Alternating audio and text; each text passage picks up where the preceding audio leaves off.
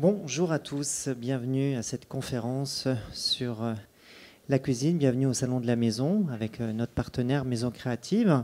Je vous invite à vous rendre sur l'espace Maison Créative où vous avez des permanences avec des archis d'intérieur, mais également avec des spécialistes de la domotique. Nous avons un partenariat avec la Fédération française de la domotique. Si vous avez des questions sur la domotique, si vous voulez vous équiper en matière de maison connectée, donc n'hésitez pas, il y a des spécialistes qui répondront à vos questions. Et là, nous allons parler de la pièce centrale de la maison, la pièce maîtresse, la pièce où on passe le plus de temps, la pièce où on dépense le plus d'argent avec la salle de bain. Il s'agit de la cuisine. Alors, on veut la réaménager, on veut la relooker, on veut la rénover. On veut faire plein de choses dans sa cuisine. Et donc, on va vous donner des bons conseils, des informations, de l'inspiration. Et on a la chance d'avoir deux spécialistes. Je commence avec vous, Sylvie Cahen. Bonjour. Bonjour. Vous êtes donc architecte d'intérieur, et donc quasiment dans chaque projet, vous avez une cuisine à faire. Oui, c'est même le cœur de la vie à la maison. C'est l'endroit où se retrouve toute la famille et c'est toujours un sujet central, tant au niveau programmation qu'au niveau réalisation. Et donc, il faut bien préparer son projet. Il faut bien préparer son projet. Et donc, ça nécessite donc de passer pas mal de temps, de voir aussi donc la maison et de demander aux gens un peu comment ils vivent, quelles sont leurs habitudes. Oui, alors ça demande de bien connaître les habitudes de la famille, de bien comprendre ce que l'on attend de la cuisine, ce que l'on y fait, si on veut l'intégrer à l'espace de vie, si on veut moyennement l'intégrer à l'espace de vie ou si on veut complètement la cacher. C'est souvent autour de ces sujets-là que les discussions s'ouvrent. À vos côtés, Olivier Vacher. Bonjour Olivier. Bonjour. Alors, vous êtes journaliste spécialisé dans l'habitat et la cuisine pour vous n'a pas de secret. Oui, alors pas de secret, je ne sais pas, mais en tout cas c'est un sujet qui est récurrent, effectivement, sur lequel je travaille souvent. Et on peut dire que vous avez travaillé, piloté un hors-série Maison Créative sur la cuisine. Oui, qui sortira le 31 octobre prochain. En gros, dans les grandes lignes, c'est les tendances des cuisines très innovantes, des cuisines vues par l'œil de quelques grands designers, et puis après tout un dossier de 20 ou 30 pages sur les matériaux. Donc là, on passe au crible la plupart des matériaux qu'on peut utiliser en cuisine, que ce soit pour ses façades, ses crédences, ses plans de travail, le sol, les murs, enfin super. On a fait, voilà, et puis bien d'autres choses, un peu de reportages d'avant-après pour s'inspirer. Donc voilà. Un numéro complet pour celles et ceux Exactement. qui veulent faire des travaux. Tout à fait. Alors, une des questions centrales quand on se pose la question sur l'aménagement, la rénovation de sa cuisine, c'est de savoir si on la veut ouverte, semi-fermée, complètement fermée. C'est des sujets qui se posent. Alors, il paraît qu'aujourd'hui, la tendance un petit peu, on est à un recloisonnement de la cuisine. C'est exact? Alors, ça dépend vraiment des habitudes des gens. Ouais. Des habitudes et des gens. On va balayer plusieurs exemples dans le diaporama. Mais déjà dans les grandes lignes, voilà, par rapport à cette problématique. Alors, de façon générale, il y a toujours un endroit que l'on veut cacher. En général, c'est soit l'évier, soit l'endroit de la desserte. Et c'est rare de vouloir absolument tout montrer dans une cuisine, sauf si on scénarise et on joue la salle à manger, cuisine participative, où on peut inviter les gens à préparer à manger avec soi, mais c'est quand même extrêmement rare. Donc vous voulez dire que cette mode de la cuisine totalement ouverte commence un petit peu à s'atténuer un petit peu? Ça dépend vraiment des usages. On redemande des cuisines fermées. Il y a eu cette tendance, enfin je pense que ça a été un gros effet de mode, de cloisonner, de chercher à placer des verrières aussi dans l'aménagement intérieur. Donc des aménagements avec verrières ont permis de voir certains éléments de la cuisine tout en l'isolant, notamment au niveau des odeurs. Mais quand même de façon générale et dans la plupart des cas que je rencontre, les gens veulent quand même montrer une partie de la cuisine et surtout l'intégrer à leur espace de vie. Qu'il n'y ait pas de discontinuité entre le traitement de tout ce qui est aménagement intérieur du salon, de la salle à manger, qu'il n'y ait pas de rupture de style avec la cuisine. On a envie que la cuisine, les meubles de cuisine ressemblent aux meubles de salon, qu'il y ait une écriture commune, que des matériaux présents dans le salon se retrouvent dans la cuisine, Et si on prend cet exemple, il y avait, Oui. mes clients avaient... On On va. est parti d'une table qu'ils avaient en marbre, qu'ils aimaient beaucoup, et ça a donné la piste pour développer dans la cuisine un plan de travail, non pas en marbre, mais en grès cérame, imitation marbre. Alors, on va y venir tout de suite dans les projets, mais Olivier, dans les grandes tendances, on peut dresser des tendances justement. Aujourd'hui, c'est vrai qu'on est dans un recloisonnement un petit peu ou pas? Ouais, il y a une cuisine sur deux qui est ouverte. En fait, Bon, moi, c'est clair. voilà, c'est à peu près, ce sont les chiffres que donnent les spécialistes. Une sur deux ouverte avec, enfin, moi je pense qu'il y a quand même un petit retour un peu en arrière, enfin une tendance peut-être pas à cloisonner complètement, mais effectivement utiliser des verrières notamment pour cloisonner, on va dire de manière partielle, parce que les odeurs de cuisine c'est sympathique, mais quand ça commence à diffuser partout dans la maison, ça devient beaucoup moins intéressant. Voilà. Il y a effectivement une mode qui, enfin aujourd'hui la cuisine elle se fond quand même si elle est cloisonnée ou partiellement cloisonnée avec le reste de l'habitation.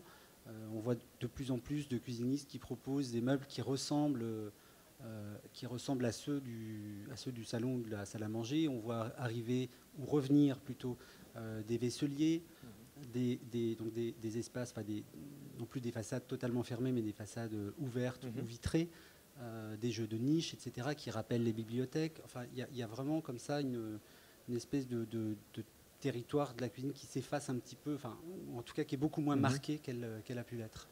Voilà. Alors, n'hésitez pas à poser des questions donc, tout au long de cette conférence. On va voir différents projets qui ont été réalisés par Sylvie Cahen, donc, ce qui permettra d'aborder un peu tous les différents aspects donc, de la cuisine, du plan de travail à la crédence, au rangement, etc. Donc, n'hésitez pas à poser au fur et à mesure donc, des questions par rapport à vos besoins, à vos interrogations. Alors là, Sylvie, on va commencer par quel type de cuisine? Alors, quelle était la problématique des particuliers? C'était un réaménagement d'appartement, une rénovation? C'est une rénovation assez lourde d'un appartement très bas sous plafond, un appartement assez ancien dans lequel on avait trouvé d'ailleurs un évier. Ce qu'on appelle Ah oui, d'où il une sort cet pile. évier? Il était dans cet appart. Oui, Ouais. on a quasiment construit la cuisine autour de cet évier. Bon, là, en réalité, on l'a un petit peu déplacé, mais on n'a pas du tout eu envie de s'en séparer. Donc c'est un évier peu fonctionnel, mais qui a quand même une très grande dimension.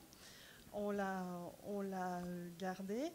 Et là, la volonté de mes clients, c'était, parce qu'on était dans un appartement assez contraint avec des pans de bois, de ne pas plus... Des pans de bois, c'est-à-dire qu'il y avait déjà pas mal de poutres et de poteaux qui ne pouvaient pas être enlevés. Donc on a ouvert au maximum l'espace et créé des continuités entre toutes les pièces publiques ou semi-publiques comme la cuisine de la maison. Donc on a aménagé cette cuisine qui est quand même pas complètement ouverte, qui est cachée par un des meubles que l'on voit à gauche, sur lesquels on a mis un grand miroir qui permet en réalité de refléter une fenêtre que l'on a dans notre dos. On a, depuis la salle à manger, une vue sur la cuisine, sur cet évier qui a été un peu la pièce maîtresse, mais on cache le four et une zone de dessert. Dans la cuisine en elle-même, qui est là une cuisine plutôt sur mesure, on a repris donc l'idée d'avoir du marbre, sauf que le marbre, hormis pour la pâtisserie, a peu d'intérêt en plan de travail, c'est extrêmement salissant. C'est poreux. Ça se tâche tout le temps. Donc aujourd'hui, on a la chance, depuis de quelques années, d'avoir du grès cérame imitation marbre en dimension très grande. On peut avoir des panneaux de 3 mètres sur 1,20 m quasiment. Très peu épais en plus. Très peu maintenant. épais, oui. Quelques 6 mm, 3 mm. De 4, oui, 3, 4, 6 mm selon les fabricants, que l'on colle sur des panneaux. Et avec des coupes, enfin pour rentrer dans le détail, là, on arrive à avoir des épaisseurs parce qu'on arrive à couper ces panneaux même parce qu'on avait des coupes à 45. Donc on a une impression d'avoir un élément massif alors qu'en fait on a un élément très fin qui fait quelques millimètres mais qui est plaqué sur un panneau de 4 cm. On reprend donc des éléments de la salle à manger, c'est-à-dire le matériau de cette table en marbre, et on le déploie dans la cuisine, autant en plan de travail qu'en crédence. Oui, vous avez voulu une continuité. Une continuité. On a l'impression que c'est une feuille qui se déplie le long du plan de travail et qui remonte en crédence. Là, l'idée, c'était vraiment que la cuisine se fonde. Elle se fond complètement. L'espace de vie. Et il y a peu de changements de traitement entre la grande bibliothèque, vaisselier, placard, et la cuisine. On est dans les deux cas sur des façades en MDF qui sont traitées de façon légèrement différente, c'est-à-dire le MDF est peint en rouleau dans les pièces sèches ou peu exposées aux salissures. Et par contre, on les peint de façon un peu différente, plutôt en atelier, avec des peintures plus résistantes, polyuréthane, dans la cuisine pour des questions d'entretien et de nettoyage. Les poignées, par exemple, sont les mêmes utilisées dans la cuisine que dans le reste de l'appartement. Il y a d'autres photos de cette cuisine, hein, je crois. Voilà. Après, des photos de détail sur l'éclairage du plan de travail. Là, vous avez joué sur une niche avec des rangements fermés. Oui, enfin, c'est absolument le même traitement que dans la partie bibliothèque de l'appartement, cet endroit où on peut avoir des petits flacons à épices, les livres de cuisine. Là, par exemple, on a un placard qui sert de vaisselier fermé parce que la vaisselle est moins intéressante à exposer, un vaisselier ouvert. Le frigo, il est où dans cette cuisine? Le frigo, il pourrait être derrière cette armoire, mais il est derrière une autre armoire que l'on voit pas très bien, qui est sur la partie complètement à gauche de la photo. Vous voyez, là, il y a le deuxième four. Il y a encore une armoire à gauche qui renferme le frigo intégrable. Donc en fait le frigo est derrière une porte qui ressemble à s'y méprendre à celle du vaisselier ou de l'armoire. Il y a pas mal de rangements dans cette cuisine, rangement bas, rangement haut, rangement bas avec des tiroirs, hein, c'est ça?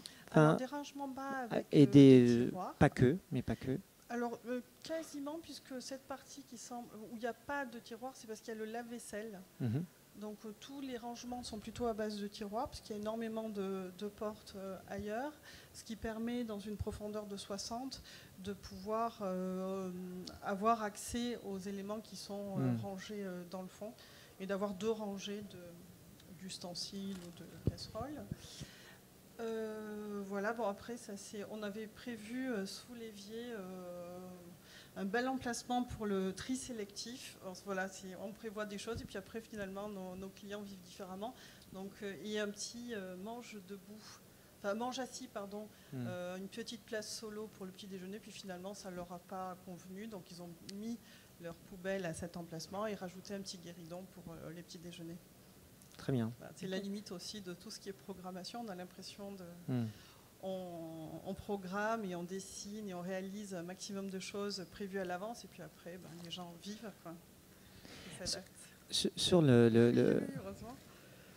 Sur le plan de travail, donc là on est sur un plan de travail assez haut de gamme, Olivier. Il y a d'autres plans de travail qui sont moins chers. C'est le plan en bois le stratifié qui est un peu le roi. Il y a différents prix, différents matériaux. Oui, la palette, elle est le choix est grand. Très large, je crois. C'est peut-être ça dépend après de chacun. Pour certains, ça dépend de ses usages, ce qu'on en fait, si on cuisine beaucoup. Pour certains, le prix va être la porte d'entrée. Pour d'autres, ça va être plutôt le style. Voilà, le stratifié, c'est le roi des matériaux parce qu'effectivement, c'est un matériau qui est économique, qui n'est pas très très onéreux, qui aujourd'hui, avec les techniques qui ne cessent d'améliorer, on arrive à des résultats qui sont parfois vraiment bluffant. C'est difficile parfois de distinguer un strate d'un bois massif, quoi. Puis pour lui, c'est un vrai caméléon, quoi. Il est capable d'imiter plein de matériaux. Après, si on veut investir et aller dans des matériaux plus haut de gamme, on a parlé du marbre ou de ces imitations. Des matériaux composites comme qui la sont céramique, assez... Ouais. des matériaux composites. Donc ça, on a ce qu'on appelle des pierres de synthèse ou la catégorie s'appelle les solides surface. Alors on les connaît pas bien sous le nom de solides surface, mais les gens, généralement, on les connaissent. Enfin, les gens appellent ça du Corian, mais Corian, c'est une marque en fait.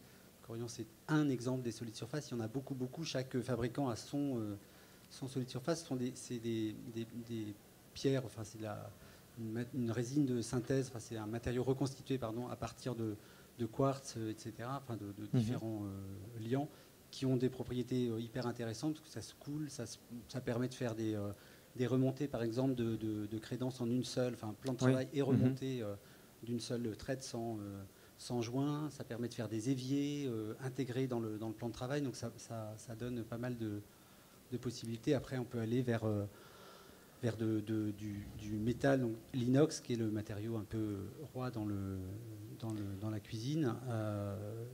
Tout ça pour dire qu'il ne faut pas négliger, c'est comme la pièce centrale, le plan de travail, on fait beaucoup de choses. Et donc, il ne faut pas hésiter non plus à investir, peut-être. Il ne faut pas hésiter à investir. Enfin, après, voilà, c'est à chacun de se... C'est en fonction de ses habitudes. Mais on peut très bien utiliser une cuisine, des caissons Ikea, parce que c'est pas très cher et finalement, c'est pas si mal que ça.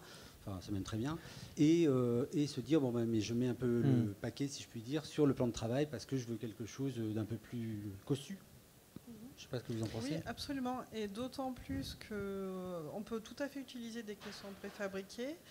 Commencer avec des portes Ikea, et c'est tout à fait facile de démonter une porte, voir les charnières, et de changer une porte. Et de monter d'abord en gamme au niveau des façades. Le plan de travail, une fois qu'il est installé, il faut tout casser. Exactement. Donc il faut la crédence, le plan, et parfois les caissons ont du mal à résister en dessous.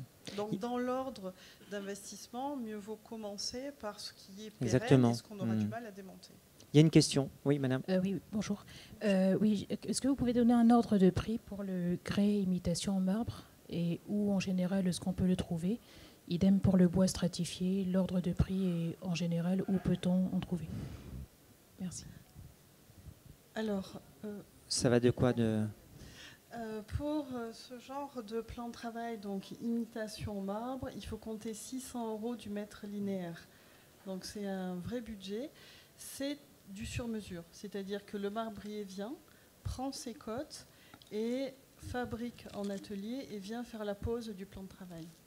Pour le stratifier, peut-être qu'Olivier peut répondre, mais il y en a... C'est vers 90 €, entre 90 et 120 € le mètre carré. Ça dépendra des décors, ça dépendra des niveaux de...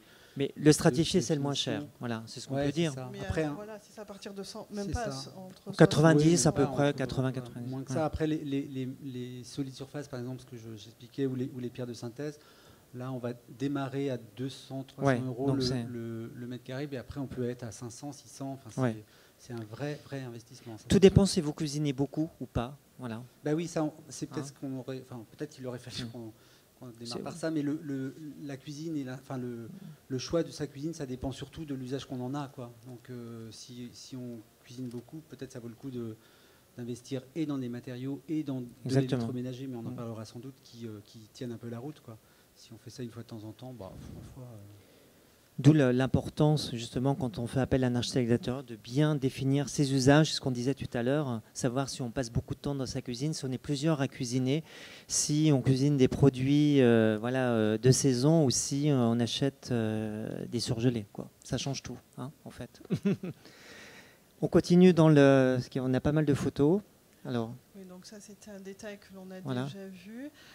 Une autre cuisine aussi complètement intégrée dans la salle à manger. Donc on a des éléments de la salle à manger, un vaisselier assez sophistiqué qui vient annoncer la cuisine. La cuisine continue derrière ce panneau-là. Alors là, on va d'abord s'arrêter sur le vaisselier. Donc la partie représentation, salle à manger vient complètement percuter la partie fonctionnelle de la cuisine. Là, on est sur un plan de travail en granit, donc extrêmement costaud. C'est certainement le plan de travail le moins fragile, qui se prolonge derrière dans une partie plus en retrait, en alcôve, dans lesquelles on a dissimuler l'évier et les plaques de cuisson. Donc là, on a affaire à une cuisine qui se met complètement en scène dans l'espace à manger, mais quand même, tout ce qui est cuisson et lavage est dissimulé. C'est une vue secondaire, il faut vraiment passer dans ce qui pourrait être une arrière-cuisine. Et donc ma cliente reçoit beaucoup et elle souhaitait, quand elle débarrasse la table, pouvoir faire disparaître la vaisselle sale entre deux plats.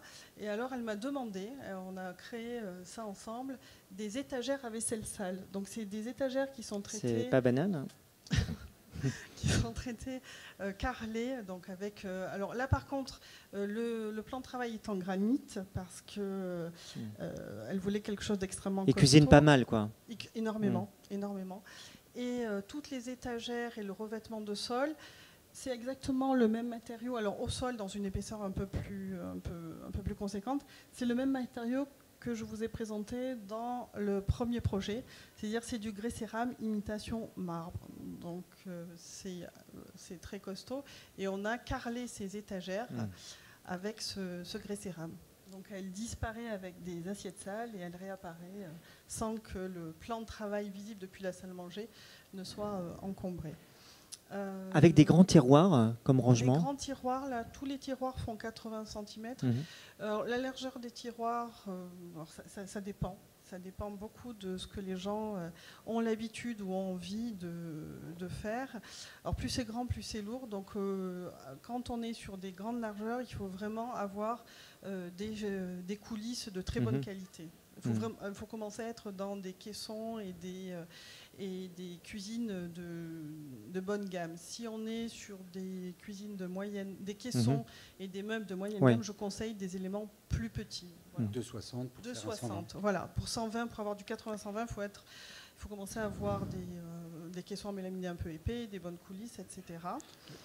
Le coulissant, juste, c'est important parce que, enfin, c'est vraiment pas un accessoire. Enfin, aujourd'hui, de plus en plus, on les voit arriver. Les cuisinistes ou les archis préconisent le coulissant plutôt que le. Alors justement, la question. Comment on fait la différence? C'est plus pratique le coulissant, là aussi, parce qu'il y a de la quincaillerie, donc c'est plus pratique. La bonne quincaillerie, ça coûte un peu plus cher là aussi, mais c'est beaucoup plus pratique, parce que dans les faits, quand on ouvre, on peut ranger ses casseroles et tout ça. Voilà, on voit tout et on attrape tout facilement. L'avantage du coulissant, c'est qu'on peut aussi avoir un coulissant dans le coulissant, on appelle ça un tiroir à l'anglaise. Donc j'ouvre et j'ai un deuxième tiroir à l'intérieur qui me permet de ranger. Qui n'est pas très épais, qui me permet de ranger tous mes ustensiles. Ou les aliments. Mes couteaux, etc. Je trouve ces doubles tiroirs très intéressants parce qu'il y a aussi un aspect extérieur. Donc les façades de tiroirs, c'est plus joli quand elles sont toutes alignées. Par contre, ça ne correspond pas forcément à l'usage que l'on en a. C'est-à-dire qu'après, à l'intérieur, ça peut être intéressant qu'il y ait cette subdivision pour mettre des couverts.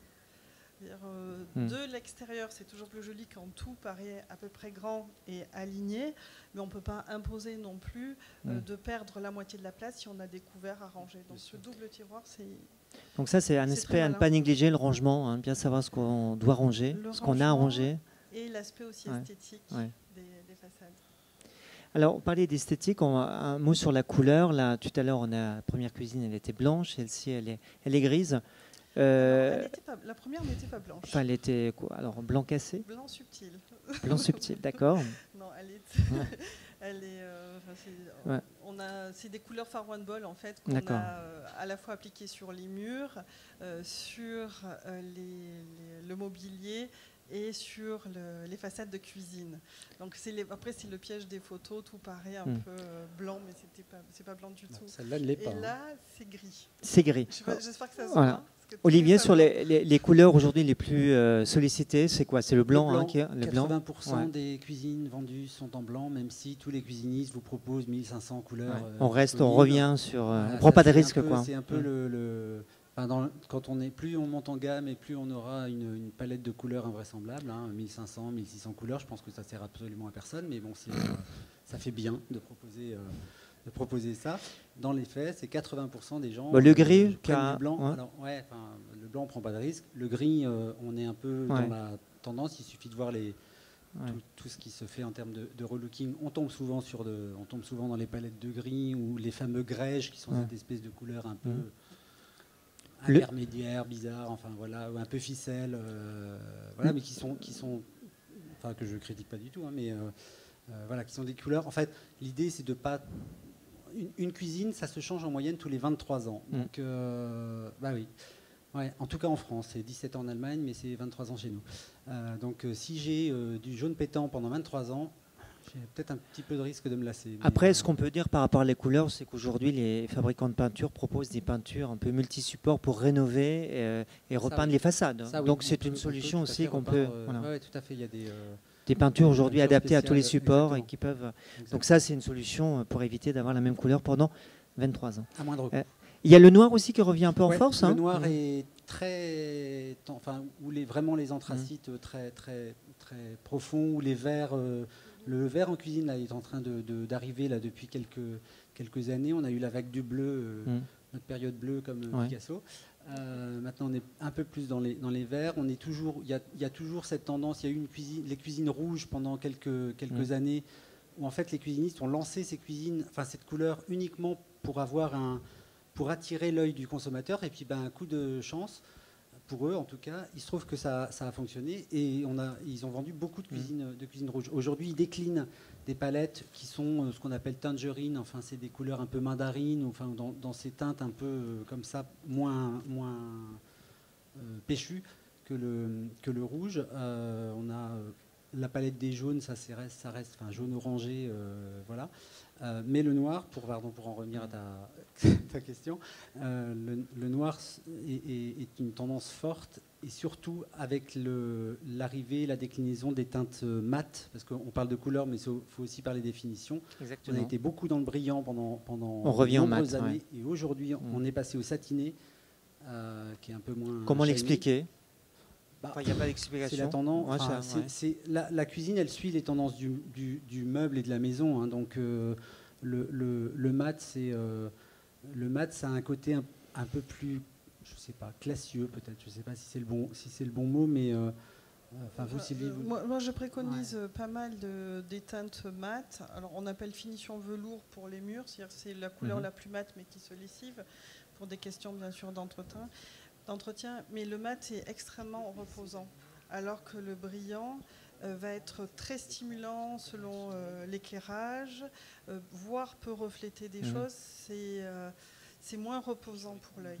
C'est beaucoup plus perturbant d'être dans un espace avec des façades laquées, parce qu'il y a du reflet, il y a de la brillance, et voilà. Et après, ça dépend aussi de ce qu'on me demande. En tout cas, dans la plupart de vos projets, les cuisines sont blanches. Vous aimez le blanc? Ou c'est blanc subtil, mais on est dans le très très clair. Non. En fait, c'est des teintes très douces. Et dans les deux projets, on va voir après dans d'autres projets, c'est réellement blanc. Mais là, ça reprend.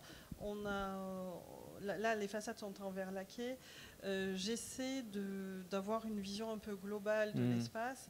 Et donc, je reprends souvent des couleurs qui sont dans les pierres ou les matériaux environnants. Là, on a vraiment joué sur l'harmonie entre le granit, la couleur du granit, la couleur des veines du marbre, enfin du faux marbre, et la couleur des portes. Donc c'est une position, voilà, et souvent mes clients se retrouvent dans cette approche-là. Un mot avant de passer au projet suivant, parce que là c'est caractéristique, la hotte qui est quand même qui trône dans cette cuisine. Là aussi le choix de la hotte est important. Il y a différents types de hottes, différents mécanismes, pardon. Voilà, mais vous, avant de donner la parole à Olivier sur les hottes, qu'est-ce que vous préconisez? Les clients ont des demandes très particulières, ou c'est vous qui conseillez le client sur les hottes?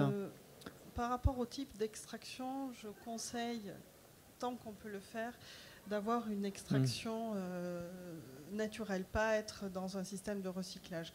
Mais on fait ce qu'on peut. Là, dans ce projet-là, on a une extraction, donc on a positionné la hotte à l'endroit qui nous intéressait, puisque Elle est branchée directement sur le conduit. Après, souvent, les gens veulent cacher la hotte.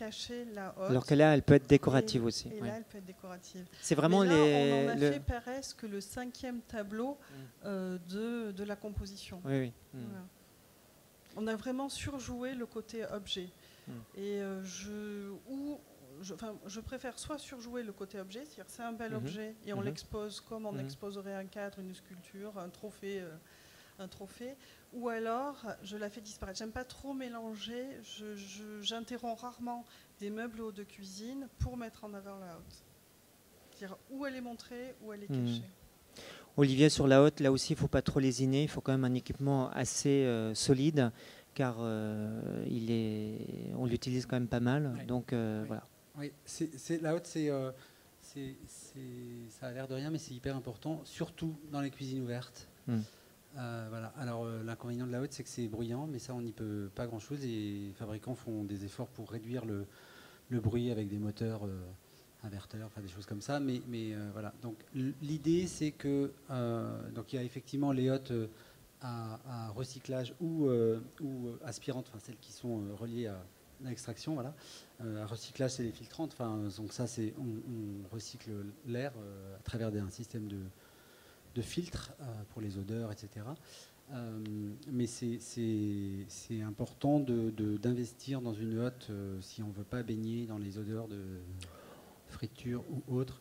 Après, il y a différents systèmes de hotte. Hein, Sylvie le disait, on peut ou la masquer ou la montrer. Il y en a dans le plan de travail aussi. Il y en a aujourd'hui dans le plan de travail, donc en appuyant sur un bouton, elle s'élève. C'est un peu plus cher peut-être. Oui, c'est plus cher. Là, on est sur des modèles à 1 000 € et plus. On a aussi aujourd'hui, ce qu'on voit apparaître, sont des plaques de cuisson qui intègrent la hotte. C'est-à-dire que là, on a un 2 en 1, donc ça, c'est pratique parce que c'est gain de place. L'inconvénient, c'est que si l'un tombe en panne, il faut changer les deux. Voilà. Mais grosso modo, l'investissement de départ pour avoir une bonne note, c'est 500, 600 € à peu près. Le bas de gamme, c'est moins de 100 €, mais alors là, vraiment, moi, je déconseille. Et on peut aller à 1500 et plus, mais oui, en gros, une hotte grosso modo, on va dire entre 3 et 500 €, on a quelque chose de très bien. Il faut se reporter à ce qu'on a, comme pour tous les appareils électroménagers, à l'étiquette énergie, donc avec un classement A, B, C, etc. Voilà, plus on est haut dans le A+, etc., plus les hottes sont performantes. On passe au projet suivant. Alors, c'est un autre style de cuisine. C'est une cuisine qui a été fabriquée uniquement avec des caissons préfabriqués Ikea, y compris les façades. Donc finalement, ce qui nous a donné là la hauteur de l'ameublement côté salle à manger et côté cuisine, c'est vraiment la dimension des caissons préfabriqués. Donc avec un jeu de volume et de cubes du commerce, on peut arriver à composer une cuisine, une salle à manger, en de temps en temps intercalant des éléments sur mesure, extrêmement colorés. Et on a choisi, donc comme on était contraint par les couleurs du fabricant, alors là c'est vraiment une cuisine blanche. C'est blanc de blanc. On est resté sur les couleurs blanches, mais on a joué avec les niches faites sur mesure et puis le carrossiment au sol pour amener de la couleur. Malgré le budget contraint, on a absolument, avec mes clients, tenu à mettre un plan de travail en granit Zimbabwe noir, donc qui est la pierre, enfin le granit, c'est la surface la plus costaud et la moins chère, le Zimbabwe. Donc ça permet d'avoir un plan de travail extrêmement costaud, avec un budget supérieur au stratifié bien sûr, mais extrêmement raisonnable. Et en jouant sur l'épaisseur, on a pris un granit de 2 cm, alors qu'en général, on est plutôt sur du 3 ou plus. Voilà, pareil pour dans un budget contraint, la crédence qui dans les 2 projets précédents était soit en imitation marbre, soit en verre laqué sur mesure. Là, on est dans des grands carreaux de grès cérame que l'on découpe sur place. C'est le carreleur qui découpe et qui colle le grès au mur. Voilà, donc c'est une autre... Il y a d'autres photos de cette cuisine Oui. Ouais, qu'on la voit dans son totalité. Voilà. Donc ça, c'est un zoom, oui, ça est... Voilà, Et après, on passe sur des micro-cuisines. Vous parliez d'une crédence, un bon marché. Le choix de la crédence, là aussi, c'est important. Il en faut une systématiquement? Alors, je le conseille parce que les crédences... Alors, ça permet déjà de régler le détail de finition entre le plan de travail et le mur. On a parfois des murs parfaits parce qu'on vient de les reconstruire, on est contre une cloison nouvelle, mais parfois on est contre un mur existant. Donc le plan de travail qui est découpé ou préfabriqué ne va pas adhérer complètement au mur. Et le fait de mettre une crédence, donc un revêtement mural, va permettre de cacher cette différence de... Enfin, les petits trous qu'il peut y avoir. Donc ça, c'est une première chose au niveau des finitions. Et aussi au niveau de la protection. C'est-à-dire derrière un évier, derrière une plaque de cuisson, quand on reste en peinture, ça finit très vite. Même si on prend une peinture lessivable, ça finit très vite par se tacher. Voilà, donc je conseille vivement une crédence. Et on peut commencer avec du grès cérame. Il y a des grès cérame à partir de 30-40 € le mètre carré. C'est un budget extrêmement raisonnable. Oui, contrairement au plan de travail, on n'est pas obligé de mettre le paquet sur la crédence, quoi. Non, enfin c'est un élément décoratif aussi, Ouais. la crédence, donc on peut se faire plaisir. Il y a des sites aujourd'hui qui vendent des crédences, il y a des décors adhésifs. Ça permet aussi de, alors peut-être vous ne recommanderez pas ça, mais ça permet aussi de renouveler quand on a une crédence pas très jolie ou un vieux carrelage. Voilà, On peut donner un peu de peps à sa cuisine. Des carreaux ou des plaques qui ne coûtent pas très très cher, qui permettent de changer un peu l'ordinaire. Il y a aussi des panneaux à poser qui peuvent être unis, décorés à motifs géométriques. Enfin, oui, il y a beaucoup de choses, mais c'est effectivement c'est important la crédence. Et puis il y a aussi la possibilité en aménagement d'utiliser la crédence pour placer des accessoires, c'est-à-dire de mettre des étagères, exactement, de mettre des étagères ou des porte-ustensiles. Ça, on voit ça beaucoup aussi. Enfin voilà, l'utilisation de la crédence comme espace de rangement, ça se fait de plus en plus. On passe au projet suivant. On va passer à une Cuisine sous les combles. Alors, sous les combles, dans des micro-espaces. C'était un studio, là, c'est ça? Ah oui, on l'avait appelé mini-loft, puisqu'il fait 9 mètres carrés loi Carrez et 25 au sol. Donc, c'est vraiment, on est dans le micro-espace. Mais dans ce tout petit espace, on a quand même une cuisine qui a 3 mètres linéaires de plan de travail. Donc, c'est très pratique. On a c'est une cuisine en face à face. D'un côté, on a les machines pour des questions d'évacuation d'eau purement techniques, les machines lavantes, lave-linge qui est dans la cuisine et le tout petit lave-vaisselle, puisque même dans les tout petits espaces, je recommande toujours d'avoir un lave-vaisselle. Ça permet d'être un peu aussi un placard à vaisselle sale en attendant de le faire tourner. Mais c'est extrêmement pratique et on en trouve qui se mettent sous les éviers ou dans un demi-placard. Et de l'autre côté, un vrai four, une petite plaque de cuisson et un évier. Voilà. Oui, on se retrouve avec une cuisine très compacte et bien équipée. Bien équipée, oui. Alors c'est entre les deux plans de travail, on doit avoir 80 cm. Alors en général, on préconise un peu plus. Mais ça permet de tout avoir vraiment dans un micro-espace. Il y a un petit évier. Il y a un petit évier. C'est le choix de l'évier qui est quand même important. Oui. Un bac, deux bacs, un grand bac, un petit bac. Vous préconisez des choses sur l'évier ou pas?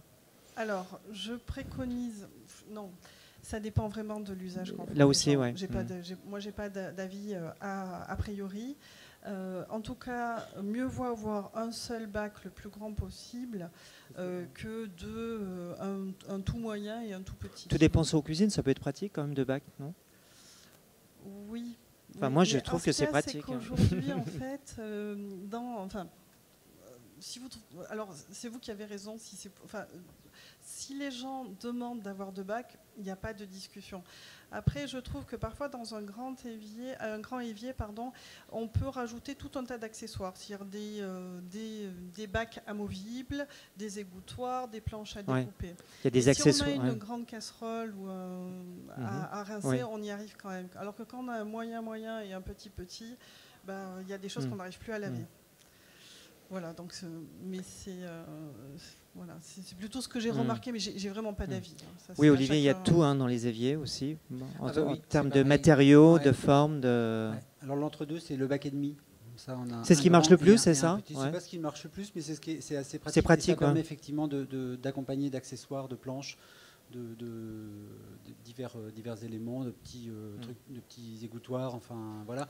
Moi, je suis assez d'accord. Il vaut mieux faire le choix d'un grand mais profond, parce que ne serait-ce que quand on l'utilise, au moins on s'éclabousse pas, etc. Ça permet de remplir des casseroles plus facilement, etc. Mais c'est aussi en fonction de son utilisation, de la présence ou pas de la vaisselle, parce que quand on a un lave-vaisselle, on a forcément un peu moins besoin d'un évier. Et alors là, si on a une grande cuisine, on peut même aujourd'hui se payer le luxe d'avoir deux points d'eau. Parce que ça, on le voit aussi, on est plutôt dans les projets assez haut de gamme, mais on a l'évier classique et puis un deuxième point d'eau qui est plus petit, qu'on va utiliser plus pour la préparation, le lavage des légumes, etc., etc. Pareil, quel type de matériaux faut-il recommander? Ça dépend. Ça dépend si on est précautionneux ou pas.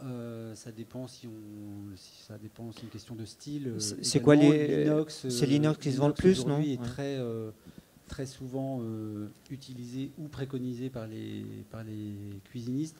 Souvent pour des questions d'hygiène, dans tout ce qui est cuisine, de restaurant, c'est même un matériau imposé. Il faut juste supporter l'idée de voir l'inox rayé, parce que c'est la vie de patiner. Voilà, on dit se patiner, on dit pas rayer. Parce que c'est un matériau qui vit, l'inox. Donc faut supporter cette idée-là si on est ultra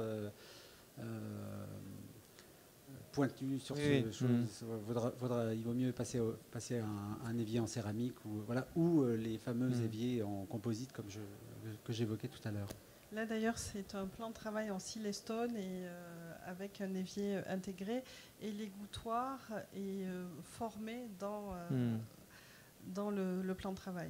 Le plan de travail et la crédence sont en Silestone, dans le matériau composite, c'est la poudre minérale reconstituée. Exactement. Ce qui est extrêmement solide. Et réparable. Oui, on peut faire des rustines. On peut faire des petites, même si on fait exactement ce qui est important, rayures, etc. On peut le réparer, peut-être pas tout à fait soi-même, mais ça peut se réparer. Alors projet suivant. Alors on est toujours dans ce. Alors c'est donc une cuisine là aussi très blanche, un mélange d'éléments préfabriqués et d'éléments sur mesure. Dans un appartement où on a décloisonné. À l'origine, la cuisine pouvait être séparée du salon, et on a complètement désossé l'appartement pour que la cuisine puisse se voir.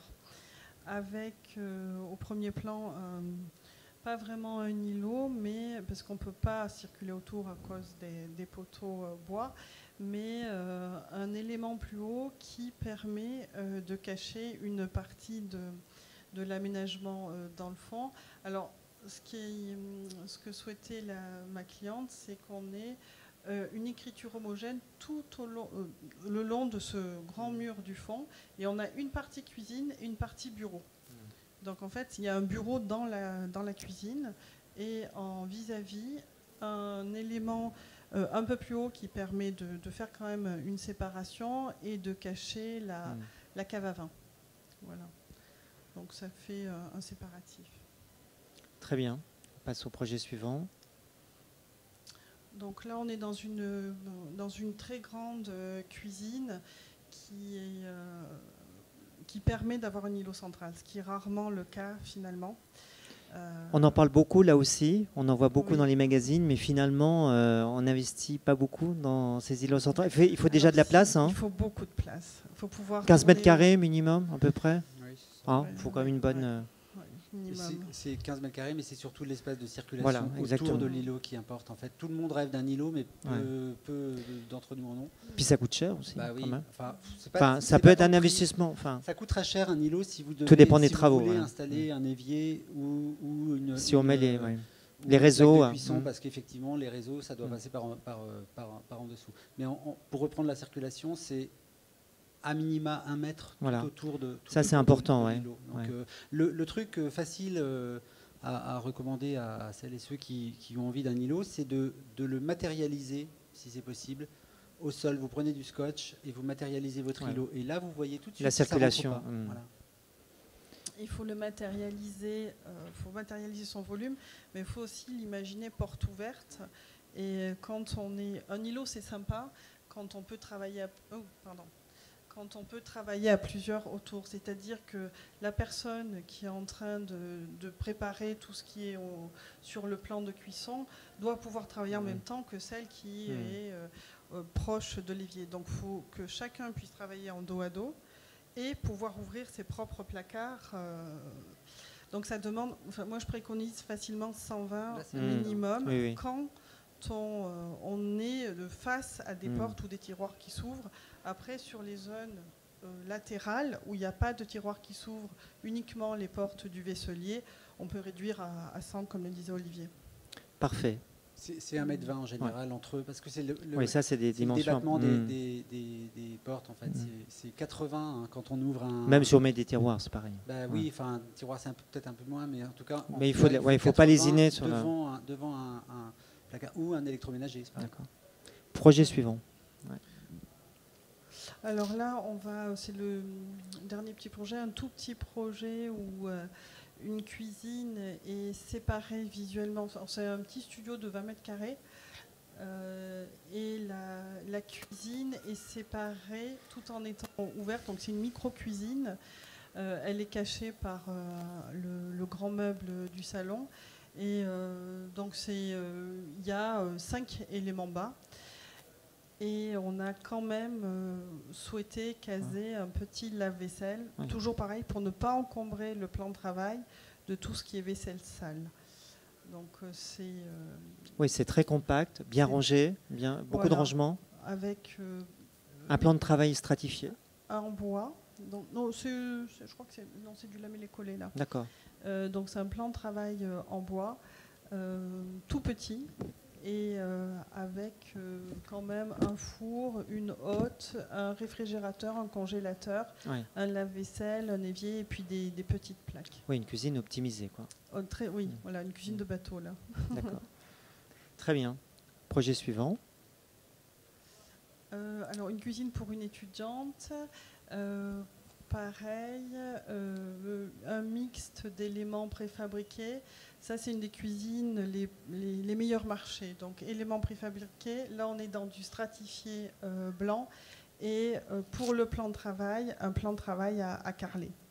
D'accord. Voilà. Avec du carreau de en plâtre. complément, voilà. Alors, sur la partie basse du stratifié, un évier à poser par-dessus. Donc, là, Très on est simple. dans des budgets ridicules. Et par contre, pour donner un peu plus de cachet sur la partie qui est surélevée, un plan de travail un peu plus épais, carrelé, un peu plus fragile, mais qui quand même sert plutôt à la préparation et à la prise de repas sur le pouce. Oui, on se retrouve moins exposé aux tâches en fait. Oui, on se retrouve avec une cuisine quand même assez équipée, enfin une vraie cuisine, pour un budget de combien à peu près? C'est plus qu'abordable. Il n'y a pas moins cher, je pense, en termes d'aménagement. D'accord. Projet suivant. Et je crois que c'est la dernière cuisine la plus économique, en fait.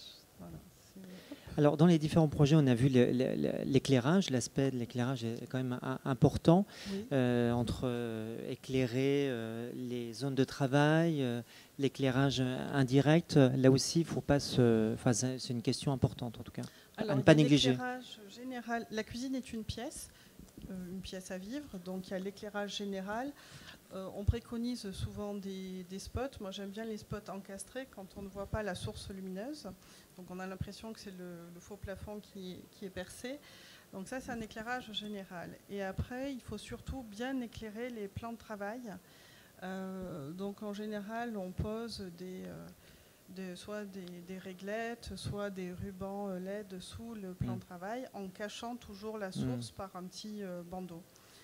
L'électroménager peut apporter un complément d'éclairage, notamment la haute. Aussi, oui. Voilà. Et quand après on a des cuisines comme les premiers projets que j'ai montrés un peu plus sophistiqués, c'est important aussi d'éclairer par exemple le vaisselier de façon ponctuelle en intégrant dans la menuiserie des petits tubes avec des LED, c'est ça, des rubans de LED. Ouais. Oui, mais et quelque chose qui va diffuser la lumière de façon à ne jamais voir la source et que ça mette en valeur les objets. Oui, l'aspect éclairage, donc important. Trois types d'éclairage, comme dans plein d'autres pièces, mais spécifiquement dans la cuisine, enfin particulièrement dans la cuisine, l'éclairage d'ambiance, donc c'est celui qui donne, donc c'est le plafonnier, les spots au plafond, etc. Donc là, on a l'éclairage vraiment global, l'éclairage plutôt de précision pour les zones de travail, qui lui accompagne les zones de travail. Alors, comme vous le disiez, un peu placé généralement sous les meubles hauts. Il y a juste quelque chose d'important à dire sur cet éclairage-là, c'est qu'il faut faire attention à la façon dont on le positionne, de telle sorte que quand on travaille dessous, il ne faut pas que nos mains viennent gêner l'éclairage. Enfin voilà. Pas faire d'ombre. Exactement, que ça ne fasse pas d'ombre. Et le troisième, c'est l'éclairage plutôt d'agrément ou décoratif. Donc lui, il vient, c'est les strip LED, enfin les petites... rubans de LED. Petits rubans de LED qu'on va venir dissimuler sous la plainte, sous le plan de travail ou sous la plainte, etc., qui lui souligne plutôt l'architecture, on souligne l'espace en fait. Voilà. Et puis souvent aussi, il y a le quatrième type qui va être l'objet lumineux. Aussi. Oui. Les petites suspensions, qui vont compléter. Là, c'est vraiment l'écriture, la décoration de la cuisine. Qui est comme n'importe quelle pièce de la maison. On va avoir à cœur de choisir une jolie pièce et de l'exposer. Un mot sur l'électroménager. Donc on a vu des fours, on a vu des caves à vin, etc. Quand on rénove sa cuisine, c'est la question de savoir si effectivement on garde son électroménager, si on le remplace, et puis quel type d'électroménager. Olivier, c'est un point important.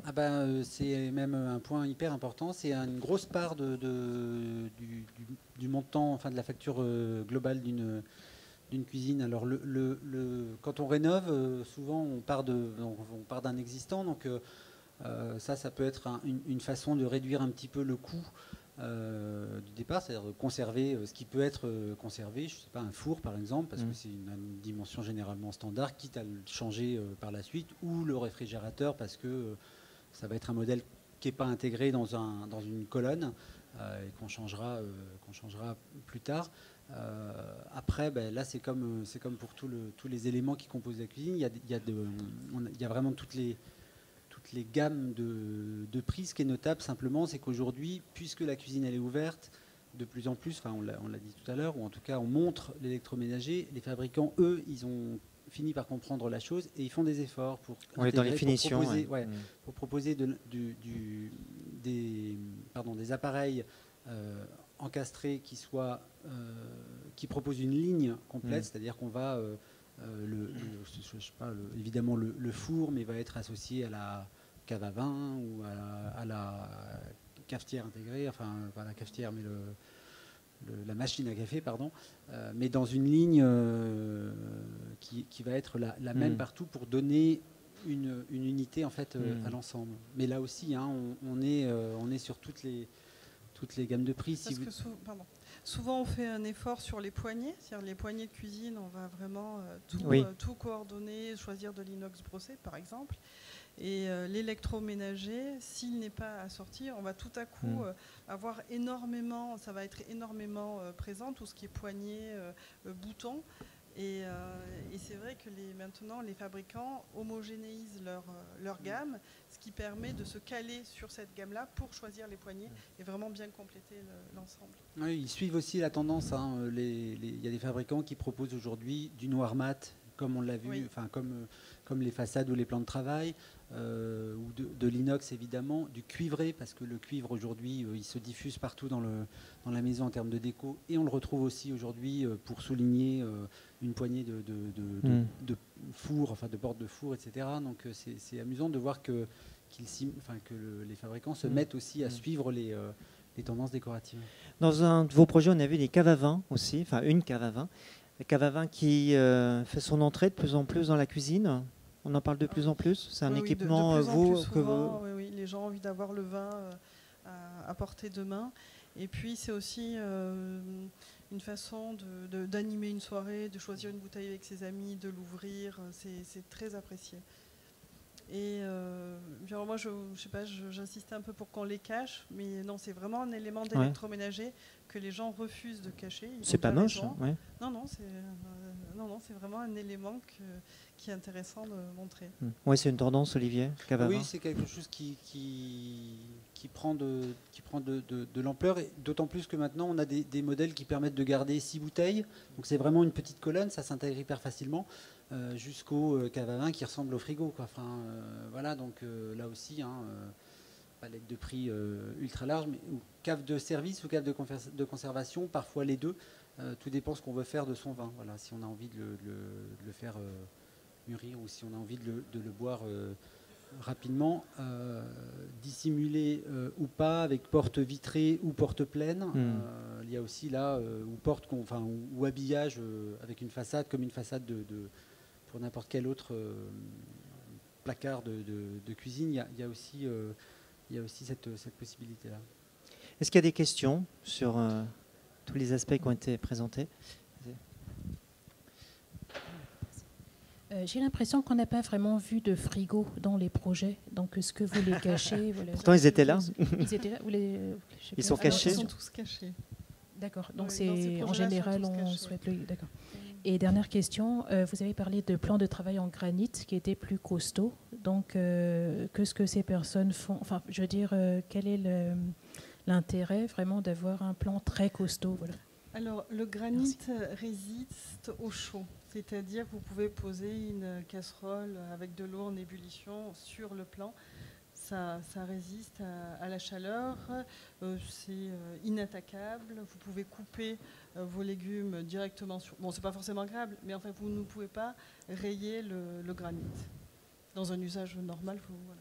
Je reviens juste sur la question sur le réfrigérateur. Soit vous l'intégrez, donc ça veut dire qu'il faut un meuble.